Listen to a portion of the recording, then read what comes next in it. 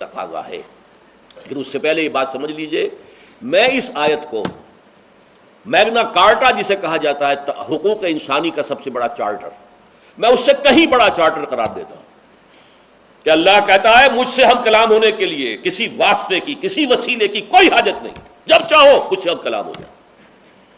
ہاں ایک شرط ہے، فَلْيَسْتَجِيبُوا لِي، چاہیے کہ وہ میری بات بھی قبول کریں، میرے احکام کو تسلیم کریں، میرے فرامین کان سے کھول کر سنیں، ان پر دل سے عمل کریں. فَلْيَسْتَجِيبُوا لِي، یہ ون وے ٹریفک نہیں ہوگا کہ ہم تمہاری دعائیں قبول کریں اور تم ہماری باتوں سے پہلو تو ہی کرو، سنی انسنی کر دو.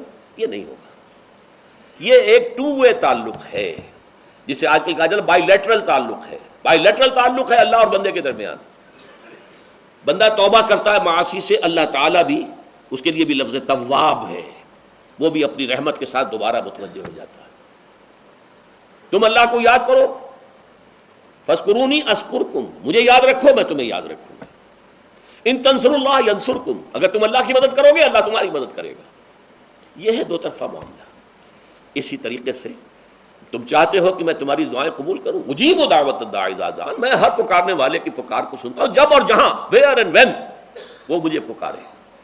لیکن لازم ہے فلیستجیبوا لی، وہ بھی میرا کہنا مانے، میرے فرامین کو کھلے کانوں سنیں اور تہہ دل سے اس پر عمل کریں.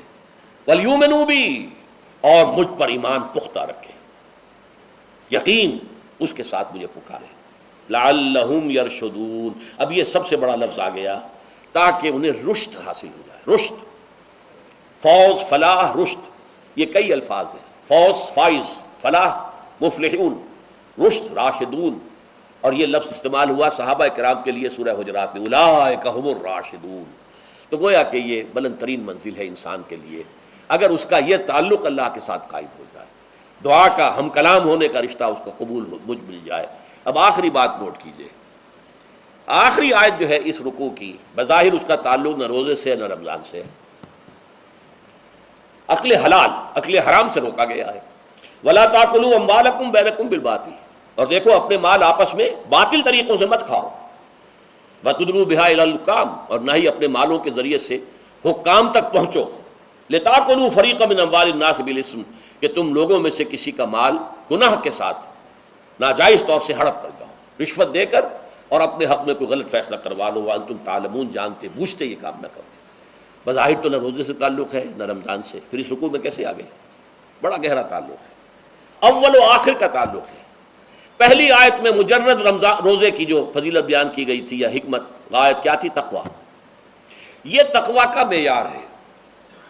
تقویٰ جو ہے ظواہر کی بنیاد پر نہیں ہے، اگرچہ ظاہر بات ہے کہ ظواہر بھی دین کا حصہ ہے. حضور کی وضع قطع اختیار کرنا یقیناً ایک نیکی کا کام ہے، ہر چیز میں حضور کے نقش قدم پر چلنا، لیکن یہ ظواہر پر نہیں ہے. تقویٰ دل میں ہو. التقویٰ ہا ہونا، التقویٰ ہا ہونا، التقویٰ ہا. 3 مرتبہ حضور نے اپنے سینہ مبارک اور قلب مبارک کی طرف اشارہ کر کے فرمایا تقویٰ یہاں ہوتا ہے، تقویٰ یہاں. جب یہاں ہوگا تو پورے وجود میں سرایت کر جائے گا. لیکن اس میں اہم ترین بات کیا ہے؟ اکل حلال، جو مشکل ترین کام ہے. حرام کا لقمہ نہ آئے، ورنہ جیسے کہ کہا گیا ہے دعا کے بہترین مقام پر پہنچ گئے ہو، حرم کعبہ کے ملتزم کے ساتھ چمٹے ہوئے ہو اور دعائیں کر رہے ہو. اب اس سے زیادہ دعا کی قبولیت کا کون سا وقت ہوگا؟ یا آپ کھڑے ہو گئے جبل رحمت کے اوپر سب سے اونچے مقام پر جا کر اور آپ نے 2 گھنٹے سے ہاتھ اٹھائے ہوئے اللہ اے اللہ یا رب یا رب. لیکن حضور نے فرمایا کہ ایسے بہت سے لوگ ہیں، رجل یطیل السفر اشخص اغبرا، ایک شخص ہے سفر کی وجہ سے بہت لمبا سفر کر کے دربادہ تھکا بادا ہے، اور اس کا وہ احرام جو ہے وہ بھی میلا کچیلا ہو چکا ہے. ظاہر بات ہے آج کی بات نہیں ہو رہی ہے، جبکہ آپ 4 گھنٹے میں تو پہنچ گئے جدہ اور پھر 2 گھنٹے میں مکہ پہنچ گئے اور جا کر 2 گھنٹے میں آپ نے جو ہے عمرہ کیا اور بات چھٹی، احرام کھل گیا.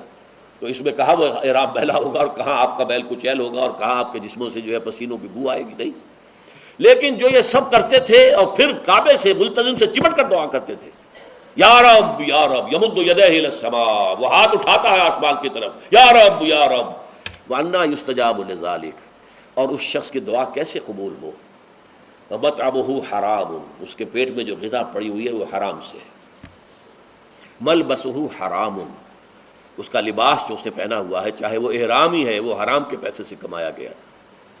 وغذی بالحرام، اور اس کا پورا جسم جو ہے جس غذا سے یہ تن و توش تیار ہوا ہے وہ حرام کی غذا. ایسے آدمی کی دعا وہاں پہنچ کر بھی قبول نہیں ہوتی. لہذا تقویٰ کا اصل معیار اکل حلال، روزی حلال کی. اگر یہ نہیں ہے تو آپ نے متقیوں کی شکل بنا لی اور بہت ہی آپ نے اپنے ظاہر کو جو ہے بہت آراستہ پیراستہ کر لیا سنت رسول سے، لیکن اللہ کی نگاہوں میں اس کی کوئی قدر و قیمت نہیں ہوگی جب تک کہ آپ کا رزق حلال کا نہ ہو. بارک اللہ لی ولکم فی القرآن العظیم ونفعنی وإیاکم